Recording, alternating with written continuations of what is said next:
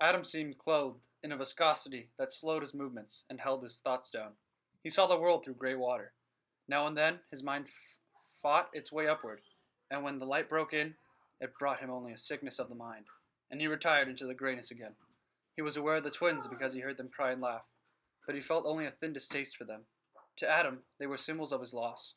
His neighbors drove up into his little valley, and every one of them would have understood anger or sorrow, and so helped him. But they could do nothing with the cloud that hung over him, and Adam did not resist them. He simply did not see them, and before long the neighbors stopped driving up the road. Liza, I want to go over to the Trask's place. It's been a year and 3 months and Adam still hasn't named his sons. Samuel, do you think you could move this rock of a man? What if he tells you to mind your own business? Well, I don't know.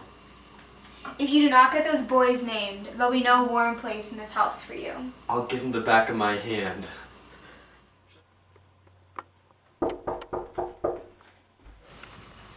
I'm sorry to have shown up like this uninvited. What do you want? A man, his whole life, matches himself against pay. And how, if it's my whole life's work to find my worth, can you, sad man, write me down instant in the ledger? Get off my place, you're acting crazy. Get off! You have not bought these boys, nor stolen them, nor passed any bit of them. I'll fight you, old man! Your sons have no name. Their mother has left them motherless. And you have left them fatherless. We'll think long and hard and find good names for them. It's hard. Could you give me a hand? Sure. Do you know anything about Kathy? No, but she shot you, right? Yes. I've thought about it more than anything. She didn't want to kill me. I was an annoyance, not an enemy. Not important enough for her to kill me. Another drink? Sure. Names are a great mystery, you know. I'm not sure whether it is the name molded by the child or the child is changed to fit the name. Why, these boys, they aren't alike. Take up that one. We ought to see whether some names draw towards them. This one has rounder eyes than that one. Yes, and around her head. This one has darker hair and skin. He will be shrewd.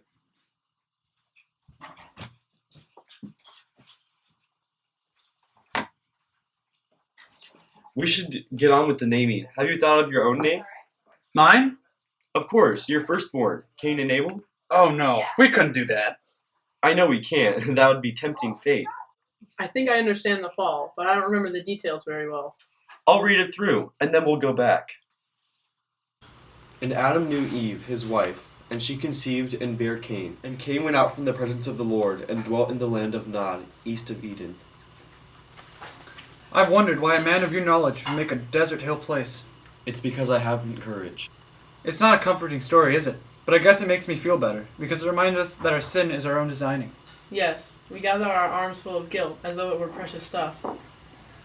I remember being outraged at God. Both Cain and Abel gave what they had, but God accepted Abel and rejected him, and he even branded him. Did you listen to the story? Cain's mark was for protection. I still feel like Cain got the dirt end of the stick. Well, even if he did, Cain is the brother that lived and had children, and we are Cain's children. And this is the best known story in the world, because it is everyone's story. The greatest terror a child can have is that he is not loved, and rejection is the hell he fears. With the rejection comes anger, and with anger some kind of crime and revenge, and with the crime comes guilt. And that is the story of mankind. The story is important because it is the chart of a soul, the secret, rejected, guilty soul. I want to think I need to take it apart and look into it.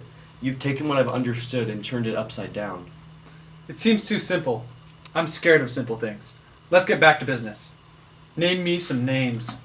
How about the names of the two people who made it to the promised land from Egypt? Caleb and Joshua.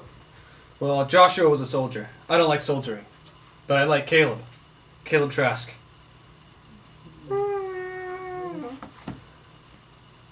Wow. You don't like Joshua. I've always liked Aaron, even though he didn't make it to the promised land. That's good enough. Caleb and Aaron, now you are people, and you have the right to be damned. Do you know which one is which? Yes. I'm glad you came. It made me feel better. Maybe now you'll be thinking about your little garden. I no longer have a desire for it. I do not feel the pull of it. I have no one to show my garden to. Don't think that. Don't expect it. It will never die until you do.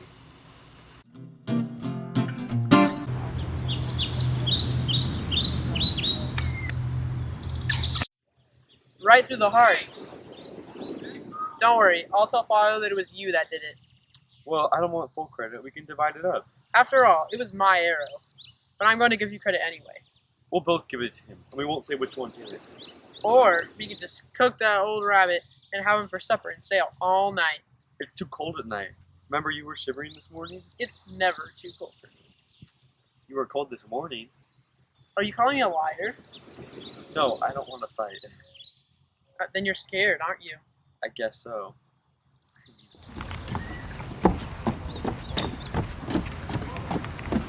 Stop, don't be mad at me.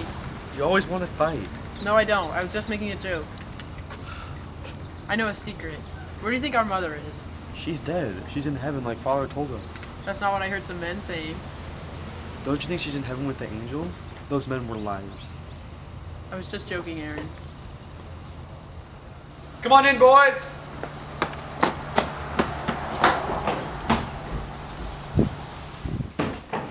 These are my boys, Aaron and Caleb.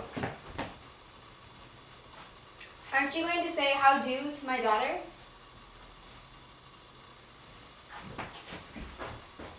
How do? Go outside and play, children.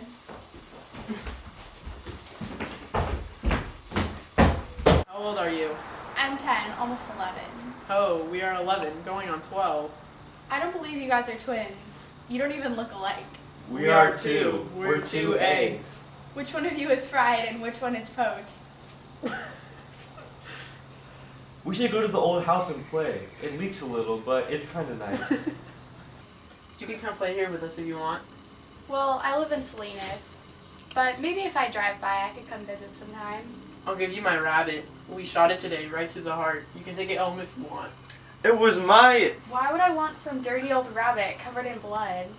I'll wash him off and put him in a box tied with strings. And you can give him a funeral. Don't you want our rabbit? Yes, if it's in a box. You poor children, does your father beat you? Does your wicked stepmother hate you and want to kill you? Our mother's dead. Little motherless orphans, I'll be your mother. I'll hold you and rock you and tell you stories. We are too big. We'd overset you.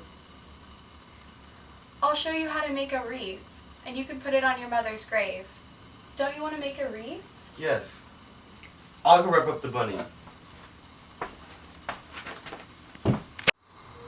I think Aaron's going to put a surprise in the box. Something he caught. What did he catch? He wouldn't want me to tell. He wants it to be a surprise. It bit him when he caught it last Friday. What are you talking about? I'm going back to the house. Don't be mad with me. You don't understand. It's the Chinaman. You should see Aaron's scars. Does he beat you? No, it's worse than that. And we don't dare tell our dad. I have to leave. Here you go. Don't open it until you get home. Okay, I'm leaving now. Okay. And then...